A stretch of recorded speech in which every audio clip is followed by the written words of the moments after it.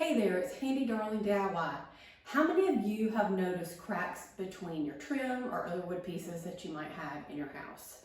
Okay, so we redid our bathroom last summer and we used shiplap, which I absolutely love the texture.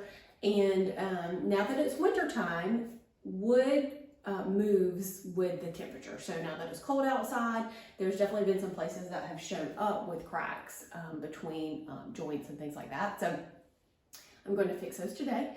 We're going to use caulk to fix those. Since it's between wood, we want to make sure we use caulk. If you were filling a nail hole or something like that, you would use wood filler, but we are going to use caulk. So caulk is my first product, and this is an all-purpose acrylic latex caulk.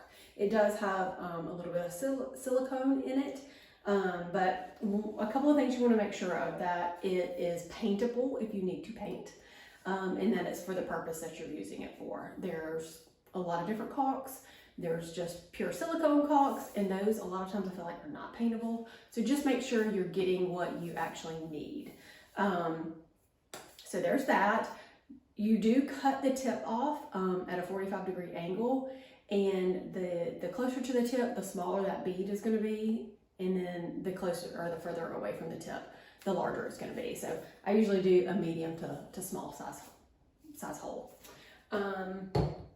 Also have my caulk gun, which has been well used over the years.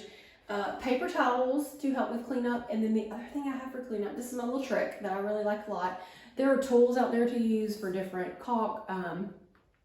You know, maybe if you need a 90-degree angle, you know, different things like that. I just use my finger. So I like to use water with some soap in it, and then I just dip my finger in there and run it through, and it just cleans up really nicely for me. So I use that and have my paper towels. If I'm doing a lot, I need lots of paper towels, but today I just have a few areas I want to fix. So okay, so I've cut the tip off the caulk, and then we have our caulk gun. So when you are using a caulk gun, I want you to notice that it has these teeth right here. You have to pull this part back, so you want to make sure you kind of see those teeth. Pull it back. So then you'll put your caulk in the caulk gun, flip it around, and then once you start squeezing, that is what will push the caulk out of the caulk tube. So that's how a caulk gun works.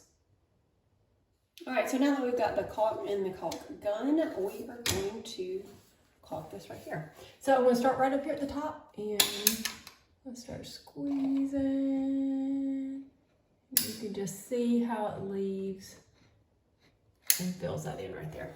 When you're finished, always rotate this back so it's not putting pressure on there and extra caulk doesn't come out. So, okay, I'm using my water and